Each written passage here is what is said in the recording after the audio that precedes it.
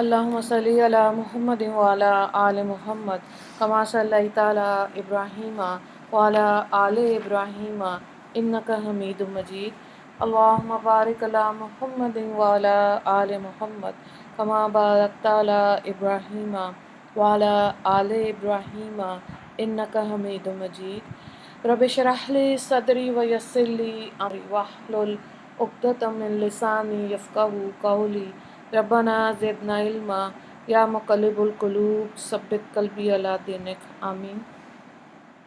سورہ ہود ہم کر رہے تھے، رکوع نمبر 5 آج دیکھیں گے، پارہ نمبر 12 میں ہے اور اس کا آیت نمبر 50 سے تلاوت دیکھیں۔ وَإِلَىٰ عَادٍ أَخَاهُمْ هُودًا قَالَ يَا قَوْمِ اعْبُدُوا اللَّهَ مَا لَكُم مِّنْ إِلَٰهٍ غَيْرُهُ إِنْ أَنْتُمْ إِلَّا مُفْتَرُونَ۔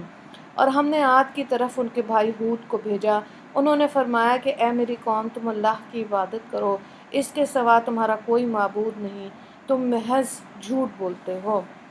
آیت نمبر 51 52 یا قوم لا اسألکم علیہ اجرا ان اجری الا علی الذی فطرنی افلا تعقلون ویا قوم استغفروا ربک ثم توبوا الیہ یرسل السماء علیکم مدرارا ویزدکم قوة الی قوتکم ولا تتولوا مجرمین۔ ترجمہ: اے میری قوم، میں تم سے اس پر کچھ معاوضہ نہیں مانگتا، میرا معاوضہ تو صرف اللہ کے ذمے ہے جس نے مجھ کو پیدا کیا، پھر کیا تم نہیں سمجھتے؟ اور اے میرے قوم، تم اپنے گناہ اپنے رب سے معاف کرواؤ، پھر اس کی طرف متوجہ رہو، وہ تم پر خوب بارشیں برسائے گا اور تم کو اور قوت دے کر تمہاری قوت میں ترقی دے گا، اور مجرم رہ کر اعراض مت کرو۔ تو یہاں پہ دیکھیں قوم عاد کی طرف حضرت ہود علیہ السلام آئے۔ قوم عاد کا زمانہ طوفان نوح کے قریب 700 سال بعد کا مانا جاتا ہے۔ حضرت نوح علیہ السلام کے پڑپوتے عاد بن ارم کی نسل سے ایک بڑی شہ زور صاحب حکومت پیدا ہوئی۔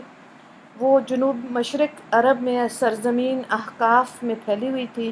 کچھ عرصہ حضرت نوح علیہ السلام نے مسلسل اس قوم میں خالص دین قائم رکھا، مگر جب اس قوم کو انتہائی عروج کا زمانہ نصیب ہوا تو یہ لوگ بگڑنے لگ گئے۔ حضرت ہود علیہ السلام اپنی قوم کے ایک فرد تھے، اس لحاظ سے ان کے باطنی یا نسبی بھائی ہوئے۔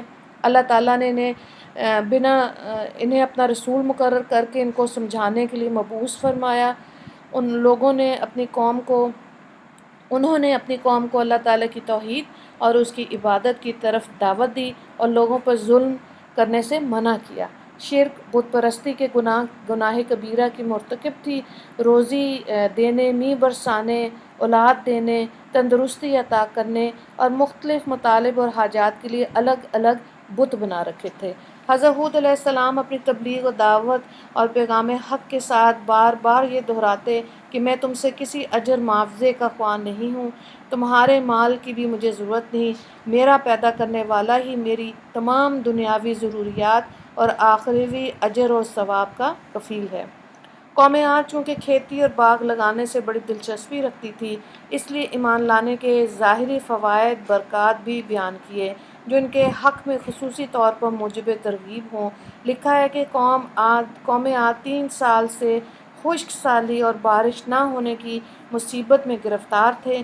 ہود علیہ السلام نے تلقین کی کہ اگر خدا پر ایمان لا کر اللہ کی طرف رجوع ہو گئے تو یہ مصیبت بھی دور ہو جائے گی، اور معبود مالک حقیقی تمہاری مالی اور بدنی قوت بڑھائے گا۔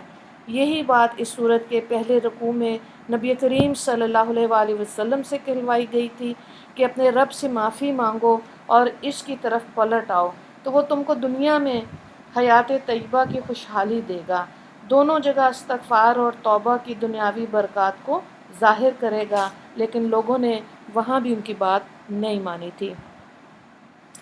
آیت نمبر 53 سے دیکھیں۔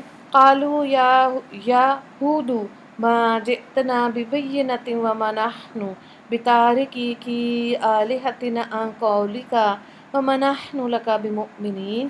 ان لوگوں نے جواب دیا کہ اے ہود، آپ نے ہمارے سامنے کوئی دلیل تو پیش نہیں کی، اور ہم آپ کے کہنے سے اپنے معبودوں کو چھوڑنے والے نہیں۔ ہم کسی طرح آپ کا یقین کرنے والے نہیں۔ ان نقول الا تراک بعض آلہتنا بسوء قال انی اشہد اللہ واشہد انی بریء مما تشرکون۔ ترجمے کو دیکھیں، ہمارا قول تو یہ ہے کہ ہمارے معبودوں میں سے کسی نے آپ کو کسی خرابی میں مبتلا کر دیا۔ ہود نے فرمایا کہ میں اللہ کو گواہ کرتا ہوں اور تم بھی گواہ رہو کہ میں ان چیزوں سے بیزار ہوں جن کو تم خدا کے شریک قرار دیتے ہو۔ من دونہ فکیدونی جمیعا ثم لا تنظرون۔ سو تم سب مل کر میرے ساتھ داؤ گھات کر لو، پھر مجھ کو ذرا مہلت نہ دو، میں نے اللہ پر توکل کر لیا۔ انی توکلت علی اللہ ربی و ربک ما من دابۃ الا هو آخذ بناصیتها ان ربی علی صراط مستقیم فإن تولوا فقد ابلغتکم ما ارسلت به علیکم وَيَسْتَخْلِفُ رَبِّي قَوْمًا غَيْرَكُمْ وَلَا تَضُرُّونَهُ شَيْئًا إِنَّ رَبِّي عَلَىٰ كُلِّ شَيْءٍ حَفِيظٌ۔ ترجمے کو دیکھیں، جو میرا بھی مالک ہے اور تمہارا بھی مالک ہے، جتنے روئے زمین پر چلنے والے ہیں، سب کی چوٹی اس نے پکڑ رکھی ہے۔ یقیناً میرا رب صراط مستقیم پر ہے۔ پھر اگر تم پھر رہے ہوگے تو میں نے تو جو پیغام دے کر اللہ نے مجھ کو بھیج دیا وہ تم تک پہنچا دیا، اور تمہاری جگہ میرا رب دوسرے لوگوں کو زمین میں آباد کر دے گا اور اس کا تم کچھ نقصان نہیں کر رہے۔ بالیقین میرا رب ہر شے کی نگہداشت کرتا ہے۔ تو یہاں پہ قوم ہود کی سختی اور ان کے دل کی سختی اور ان کا نام ماننے کی بات آ رہی ہے ان آیات میں، اور حضرت ہود علیہ السلام کا اللہ کے حکم کو مانتے ہوئے تبلیغ کرتے رہنے کی بات آ رہی ہے۔ انہوں نے صاف صاف اللہ کا پیغام ان لوگوں تک پہنچایا، لیکن ان لوگوں نے بھی اپنی ضد کی وجہ سے حق بات کو تسلیم نہیں کیا۔ اگلی 3 آیات کو دیکھیں۔ وَلَمَّا جَاءَ أَمْرُنَا نَجَّيْنَا هُودًا وَالَّذِينَ آمَنُوا مَعَهُ بِرَحْمَةٍ مِنَّا وَنَجَّيْنَاهُمْ مِنْ عَذَابٍ غَلِيظٍ۔ اور جب ہمارا حکم پہنچا تو ہم نے ہود کو اور جو ان کے ہمراہ اہل ایمان تھے ان کو اپنی عنایت سے بچا لیا۔ وَتِلْكَ عَادٌ جَحَدُوا بِآيَاتِ رَبِّهِمْ وَعَصَوْا رُسُلَهُ وَاتَّبَعُوا أَمْرَ کل جبار عنید۔ اور یہ قوم عاد تھی جنہوں نے اپنے رب کی آیات کا انکار کیا اور اس کے رسولوں کا کہنا نہیں مانا، اور تمام تر ایسے لوگوں کے کہنے پر چلتے رہے جو ظالم ضدی تھے۔ وَأُتْبِعُوا فِي هَٰذِهِ الدُّنْيَا لَعْنَةً وَيَوْمَ الْقِيَامَةِ أَلَا إِنَّ عَادًا كَفَرُوا رَبَّهُمْ أَلَا بُعْدًا لِعَادٍ قَوْمِ ہود۔ اور اس دنیا میں بھی لعنت ان کے ساتھ رہی اور قیامت کے دن بھی۔ خوب سن لو، قوم عاد نے اپنے رب کے ساتھ کفر کیا، خوب سن لو رحمت سے دوری ہوئی عاد کو جو کہ ہود کی قوم تھی۔ سورہ اعراف 8ویں پارے میں بھی قوم عاد کا ذکر ہو چکا۔ جب حضرت ہود علیہ السلام نے عذاب الہی کی گرفت سے قوم کو ڈرایا تو وہ ایسے بے باک و گستاخ تھے کہ حضرت ہود علیہ السلام سے کہنے لگے کہ جس عذاب کی ہم کو دھمکی دیتے ہو اگر سچے ہو تو وہ عذاب لے آؤ۔ جیسے کہ سورہ اعراف میں بیان ہوا تھا کہ 7 راتیں اور 8 دن مسلسل آندھی کا طوفان آیا اور ان کی آبادی کو تہ بالا کر کے رکھ دیا۔ مکان گر گئے، چھتیں اڑ گئیں، درخت جڑ سے اکھڑ کر کہیں سے کہیں جا پڑے۔ تند و تیز ہوا کے ساتھ ایسی ہوا جو تھی وہ ایسی زہریلی تھی کہ آدمیوں کے ناک میں داخل ہو کر نیچے سے نکل جاتی اور جسم کو پارا پارا کر ڈالتی۔ وہ قوی ہیکل انسان جو اپنی جسمانی طاقتوں کے گھمنڈ میں سرکش تھے، بے حس حرکت پڑے ہوئے تھے۔ ہزاروں لاکھوں لاشوں کے ڈھیر گلی کوچوں میں لگے ہوئے تھے۔ مکان کے اندر دب گئے، اڑ کر پہاڑوں اور درختوں سے ٹکرا کر ریزہ ریزہ ہو گئے۔ اتنا سخت عذاب ان پہ آیا، غرض ان کو صفحہ ہستی سے مٹا دیا گیا تاکہ آنے والی نسلوں کے لیے عبرت بنے، اور دنیا اور آخرت کی لعنت اور عذاب ان پر مسلط کر دیا گیا۔ ایک طرف تو سرکش و نافرمانوں کا یہ عالم ہوا، دوسری طرف حضرت ہود علیہ السلام اور ان کے پیروکار اسلام خدا کی رحمت سے اس ہولناک عذاب سے دنیا میں بھی بالکل محفوظ رہے، اور عذاب آنے سے پہلے ان کو اس جگہ سے نکل جانے کا حکم ہو گیا۔ تو یہاں پر یہ بات بتائی جا رہی ہے ان آیات میں کہ اپنے اعمال پر گھمنڈ کرنے سے بھی انسان پر زوال آ جاتا ہے۔ اس لیے اللہ سے مانگنا چاہیے تھا کہ اللہ تعالی ہمیں اخلاص کے ساتھ کام کرنے کی توفیق عطا فرمائے۔